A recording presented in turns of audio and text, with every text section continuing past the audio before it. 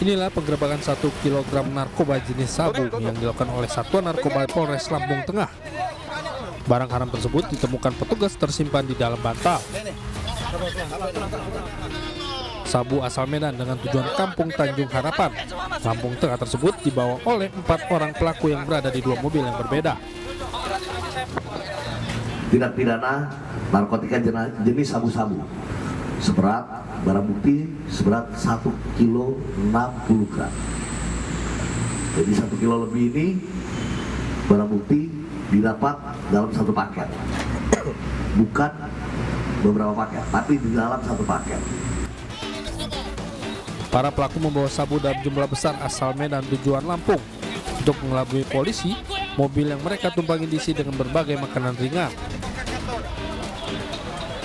Ditangkapnya para pelaku bermula dari penyelidikan yang telah dipantau selama 6 bulan. Para pelaku diancam pasal 114 dan 112 ayat 2 tentang narkotika dan terancam hukuman mati. Dari Lampung Tengah, Lampung, Roy Ainis melaporkan.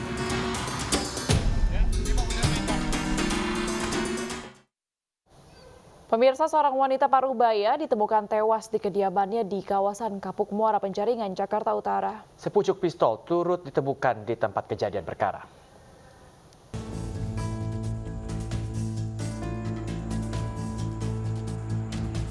Laporan penemuan mayat wanita berinisial S berusia 51 tahun diterima polisi sekitar pukul 15.30 waktu Indonesia Barat Rabu sore. Polisi menggelar olah tempat kejadian perkara hingga pukul 22.00 waktu Indonesia Barat. Polisi juga telah memeriksa 4 saksi yakni 3 asisten rumah tangga dan 1 orang dari pihak keluarga. Namun fakta dan penyebab kematian korban belum bisa dipastikan karena polisi masih menunggu hasil laporan Puslap 4 dan Rumah Sakit Polri. Polisi menyebut korban tewas di dalam kamar merupakan pemilik rumah. Selain ditemukan luka pada tubuh korban, juga ditemukan sepucuk pistol di tempat kejadian perkara. Di lokasi yang jelas kita temukan sepucuk pistol, itu sedang dilakukan penyelidikan oleh tim dari Puslap 4 untuk bisa mengidentifikasi terkait senjata tersebut. Kasus kematian misterius wanita Parubaya ini masih diselidiki tim gabungan Polsek Penjaringan, Polres Jakarta Utara, dan Polda Metro Jaya. Dari Jakarta, Rizky Falufi, iNews melaporkan. Kecewa dituduh suami melahirkan bayi hasil selingkuh. Seorang ibu di Madiun, Jawa Timur membakar anak yang baru dilahirkannya seorang diri di rumahnya. Warga yang mendobrak rumah pelaku mendapati jasad yang sudah separuhnya dilahap api di tungku.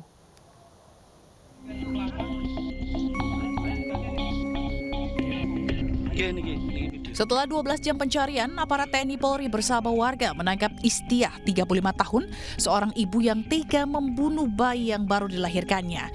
Istiah sembunyi di tengah hutan Bodak, Madiun, Jawa Timur atau sekitar 2 km dari rumahnya. Karena kondisinya lemah dan masih pendarahan, pelaku kemudian dievakuasi ke Rumah Sakit Umum Daerah Dolopo, Madiun.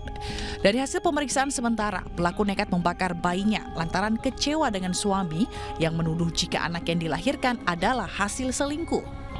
Pelaku siang hari makan durian, buah jambu, dan minum teh pahit. Dan pada sore harinya perut pelaku merasa sakit dan mules. Terus dia berbaring di kamar. Tiba-tiba dia merasa bahwa akan keluar janin. Begitu keluar janin, yang bersangkutan ingat dengan apa yang disampaikan suaminya perihal tuduhan perselingkuhan. Seketika itu juga yang bersangkutan membawa janin tersebut yang habis dilahirkan di atas perapian tungku pembakaran di pawon atau dapur rumah yang bersangkutan. Kasus terungkap saat ibu Istiah curiga anaknya tidak keluar rumah selama 3 hari. Dibantu warga, ia pun mendobrak rumah yang kosong dan menemukan jasad bayi hangus terbakar di atas tungku. Sementara itu, usai mengolah tempat kejadian perkara di rumah pelaku, polisi membawa jasad bayi malang yang sudah dimakamkan warga untuk otopsi. Dari Madiun, Jawa Timur, Arif Wahyu, iNews melaporkan. Iya, pemirsa, petugas kepolisian masih mendalami kasus pelecehan seksual yang dilakukan ibu rumah tangga terhadap belasan anak di Jambi. Dari hasil pemeriksaan, petugas menemukan puluhan video dan foto porno koleksi pelaku.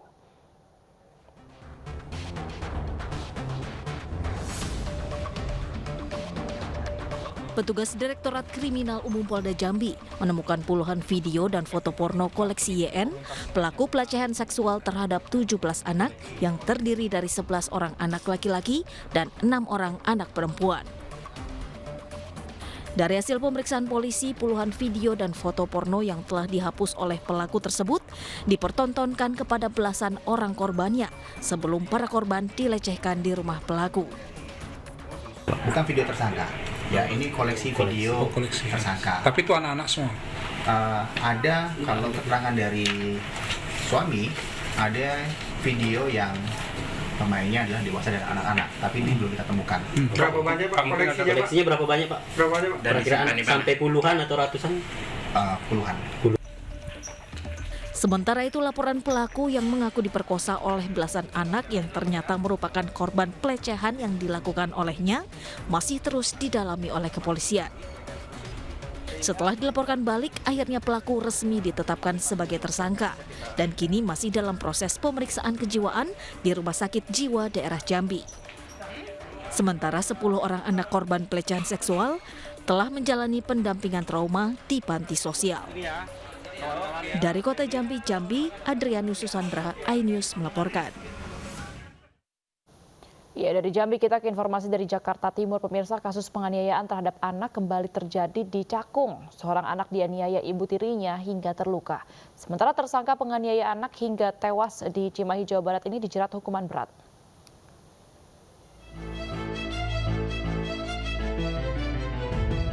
Seorang balita laki-laki berusia 3 tahun berinisial F mengalami luka di sekejur tubuhnya usai dianiaya oleh ibu tirinya berinisial M berusia 23 tahun di rumahnya di Kampung Rawaterate, Cakung, Jakarta Timur. Tetangga yang mengetahui hal tersebut geram dan langsung melaporkan pelaku ke pihak berwajib setempat. Saat kejadian, ayah kandung korban sedang bekerja. Petugas gabungan yang datang ke lokasi kejadian kesulitan membawa pelaku karena pelaku sempat tidak mengakui perbuatannya. Namun akhirnya pelaku mengakui perbuatannya. Kemudian kita interogasi, kita tanya, awalnya memang agak susah, ya karena dia mungkin merasa bersalah, takut dengan pakaian seragam kami dengan Satpol PP. Lalu kita takut dia sampai dia meluk-meluk anaknya, nggak mau dilepas. Tapi dengan pelan-pelan kami secara persuasif, alhamdulillah awal-awalnya dia tetap menolak.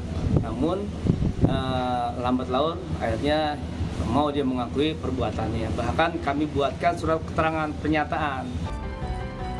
Sementara Ade Bogel, tersangka penganiayaan terhadap 2 anak kandungnya di Kota Cimahi, Jawa Barat, dihadirkan dalam rilis oleh penyidik Satreskrim Polres Cimahi. Ade Bogel terbukti telah melakukan penganiayaan terhadap 2 anaknya, AH, bocah perempuan berusia 10 tahun hingga tewas, dan AMN, bocah laki-laki berusia 12 tahun yang terluka parah. Dari hasil penyelidikan terungkap fakta hasil otopsi, korban mengalami kerusakan organ dalam akibat pukulan benda tumpul. Untuk motif, dari hasil pemeriksaan, pelaku hanya kesal karena si anak menurut pelaku mengambil uang. Pelaku kesal kemudian melakukan penganiayaan kepada korban, kepada anak perempuan ini sekitar 15 kali pukulan dan tendangan. Sedangkan kepada si kakak yang masih yang selamat atau yang sedang sakit ini sekitar 7 kali. Korban AMN yang selamat dalam peristiwa ini masih dirawat di rumah sakit akibat luka lebam di bagian wajah. Tim Liputan iNews melaporkan. Dendam, kakak kandungnya sering dimarahi. Seorang pemuda di Mesuji, Lampung menembak kakak iparnya. Nyawa korban berhasil diselamatkan meski ada 3 peluru yang bersarang di tubuhnya. Yuda, 25 tahun, pelaku penembakan kakak ipar ditangkap aparat Polres Mesuji dalam pelariannya di Sungai Cepet, Ogan Komering Ilir, Sumatera Selatan. Dari tangan pelaku, polisi menyita 2 proyektil peluru, sementara senjata api yang digunakan pelaku masih dicari setelah dibuang pelaku usai penembakan. Kepada polisi, pelaku mengaku dendam pada kakak iparnya lantaran sering memarahi kakak kandung pelaku yang juga istri korban. Kalau modus operandinya adalah karena sakit hati, dendam. Istri korban itu adalah kakak dari tersangka, jadi ada cekcok. Setelah itu tersangka mengeluarkan senjata api dan melakukan penembakan terhadap korban. Akibat perbuatannya, pelaku kini mendekam di sel tahanan Polres Mesuji dan diancam hukuman 9 tahun penjara. Sebelumnya, Popot 25 tahun, seorang warga Wiralaga 1, Kabupaten Mesuji, Lampung ditembak oleh 2 adik iparnya. Korban menderita 3 luka tembak di pinggang serta penggelangan tangan kiri. Nyawa korban berhasil diselamatkan dan dirawat intensif di Rumah Sakit Mutiara Bunda, Tulang Bawang, Lampung. Kasus sengketa lahan milik orang tua Bribka Madi di Bekasi, Jawa Barat terus berlanjut. Terdapat keterangan berbeda antara Bribka Madi dengan Polda Metro Jaya. Mana pimpinan lu? Mana? Mentang-mentang gua apa? Pangkat rendah gua bekai. Hah? Drama polisi peras polisi terkait sengketa lahan ribuan hektar di Jatiwarna, Bekasi, Jawa Barat belum usai. Setelah dikonfrontir terkait pengusutan sengketa tanah milik orang tua Bribka Madi, keterangan Polda Metro Jaya dan Bribka Madi justru berbeda. Pihak Polda Metro Jaya menjelaskan Bribka Madi menyampaikan permohonan maaf kepada mantan penyidik purnawirawan polisi TG atas tuduhan telah dimintai uang 100 juta rupiah dan lahan seluas 1.000 meter persegi. Tidak ada terkait ditanyakan apakah ada permintaan uang, ini juga tidak ada bantahan atau tidak ada disampaikan tidak dari TG, tetapi juga tidak ada bantahan, diam. Dan yang kami salut ini ya, gentle juga dari Pak Bribka Madi langsung mendatangi TG, memeluk dan minta maaf Pak Haji, sampaikan begitu. Saya mohon maaf. Ya, artinya kita apresiasi lah. Ini supaya jelas semuanya. Ya, jangan sampai ini semuanya kemudian menjadi suatu opini yang berkembang di publik. Nah, salah satu caranya adalah konfrontir. Atas pernyataan pihak Polda Metro Jaya tersebut, Bribka Madi membantah bahwa dirinya meminta maaf kepada Purnawirawan TG yang merupakan mantan penyidik atas kasus sengketa tanahnya. Kasus sengketa lahan Bribka Madi masih dalam tahap penyelidikan. Hasil temuan penyidik menyatakan tanah milik orang tua Bribka Madi sudah terjual sejak tahun 1979 hingga 1992. Bribka Madi membantah telah minta maaf terkait pernyataan Purnawirawan Polisi AKP TG minta uang 100 juta rupiah dan lahan 1.000 meter persegi. Berikut pernyataan Madi secara eksklusif kepada jurnalis Ayus Aiman Wicaksono. Ini pernyataan terbaru dari Kabid Humas Polda Metro Jaya, Komisaris Besar Polisi Trunoyodo Wisnuandiko yang menyatakan bahwa Bang Madi udah salaman, udah pelukan, udah minta maaf ke AKP TG. Jadi dan itu bahwa tidak benar, tidak ada permintaan uang atau pemerasan 100 juta rupiah plus tanah 1.000 meter. Boleh nggak nih bilang nyesel nih? Kenapa nyesel, kenapa? Nyesel mengatakan, aneh kalau begini ngomong gini, sama abang nih, sama abang sama siapa nih mohon maaf, kan ini bicara lisan. Yang aneh khawatirin itu sebelum aneh mohon maaf nih, kita minta maaf semua, kayak tadi abang media ini banyak nih, bang mohon maaf ya, kayak menyambutan, bang mohon maaf ya bicara lisan. Maafnya aneh tuh bukan karena berita seperti ini yang disangka misalnya hoaka buang segala macam. Tapi benar minta maaf ya. Bukan, kalau minta maaf kan benar. Kayak tadi Bang Paiman nih datang ke sini. Bang, sebelumnya aneh minta maaf. Iya, biasa maaf biasa. Ya bukan segini, enggak ada kaitan sama. Saya mau tanya, Bang Madi tidak pernah menarik bahwa Pak TG itu AKP TG, Purnawirawan ya, pernah meminta uang 100 juta rupiah plus tanah 1.000 meter? Tidak ada kaitannya menarik, maaf itu. Makanya tadi aneh bilang. Artinya Pak Madi tetap berkesimpulan bahwa AKP kalau boleh aneh bilang nyesel gini. AKP Purnawirawan TG itu memang meminta uang 100 juta rupiah plus 1.000 meter tanah. Iya. Ada buktinya nggak? Ya nggak ada bukti lah. Pada saat itu tidak ada orang, pada saat itu tidak ada bukti rekaman. Memang aneh nggak memberikan permintaan hal tersebut. Tapi ada ucapan, jika tidak memberikan, tidak akan diproses. Ya, kita ke informasi lainnya, pemirsa. Presiden Jokowi kembali memuji Ketua Umum Partai Gerindra Prabowo Subianto. Dalam HUT Partai Gerindra ke-15, Jokowi memuji prestasi Partai Gerindra dan elektabilitas Prabowo Subianto yang terus naik jelang Pilpres 2024. Selamat atas prestasi Partai Gerindra yang luar biasa dan sikap kerja keras dan didongkrak terus, Partai Gerindra potensial menjadi yang teratas dan elektabilitas Pak Prabowo juga potensial menjadi yang tertinggi.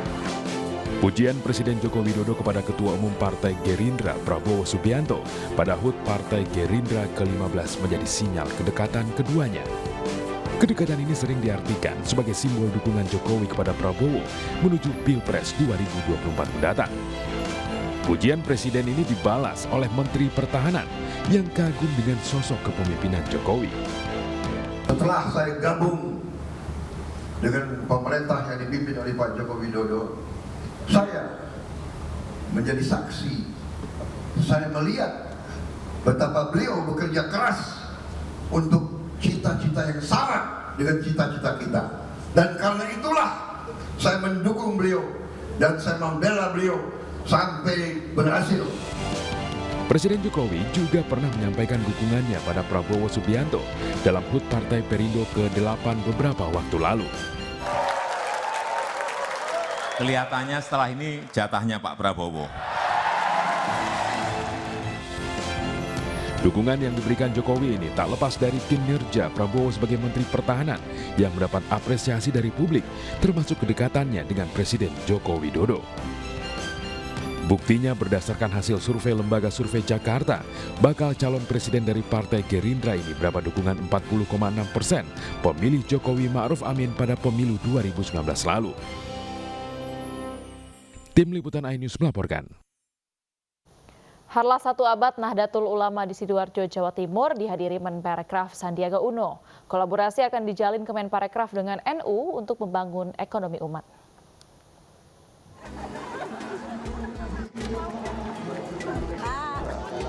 Kehadiran Menparekraf Sandiaga Uno di Harlah 1 abad Nahdlatul Ulama disambut keluarga besar NU di Stadion Delta Sidoarjo, Jawa Timur. Di 1 abad usianya, Kemenparekraf akan berkolaborasi dengan Nahdlatul Ulama dalam membangun ekonomi umat mulai dari pondok pesantren. Keinginan kami dari Kementerian Pariwisata dan Ekonomi Kreatif untuk berkolaborasi dengan NU untuk menciptakan lapangan usaha dan kesempatan kerja yang banyak bagi para santri-santri dan para tentunya keluarga besar NU dan para pecinta NU. Kolaborasi akan dibangun melalui pendekatan digitalisasi yang diharapkan dapat membangun kemandirian serta menjaga persatuan dan kesatuan. Dari Sidoarjo, Jawa Timur, Pramono Putra, iNews melaporkan. Pemirsa, pertumbuhan ekonomi Indonesia di angka 5,31% tahun 2022 sangat mengesankan di tengah perlambatan ekonomi global. Penanganan COVID-19 dan pemulihan ekonomi yang baik ini menjadi indikator utama tumbuhnya perekonomian nasional. Media elektronik, media online. Pemulihan ekonomi Indonesia terus berlanjut dan mampu menghasilkan pertumbuhan positif yang menyentuh angka 5,01% pada kuartal keempat 2022 dan 5,31% sepanjang tahun 2022. Pertumbuhan ini merupakan yang tertinggi sepanjang pemerintahan Joko Widodo. Pertumbuhan ekonomi Indonesia terbilang sangat mengesankan di tengah melambatnya ekonomi global serta bayang-bayang resesi dunia.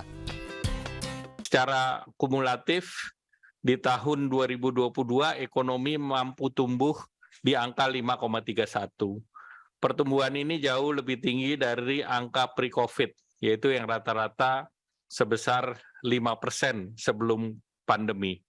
Dan ini merupakan angka yang tertinggi sejak masa pemerintahan Bapak Presiden, Bapak Joko Widodo. Penanganan COVID-19 dan pemulihan ekonomi nasional menjadi kunci keberhasilan yang tercermin dalam pertumbuhan ekonomi. Tim Liputan iNews melaporkan. LeBron James jadi pencetak poin terbanyak sepanjang sejarah NBA, melewati rekor 39 tahun yang dipegang Kareem Abdul-Jabbar. Informasi selengkapnya akan kami hadirkan untuk Anda, tetaplah bersama kami.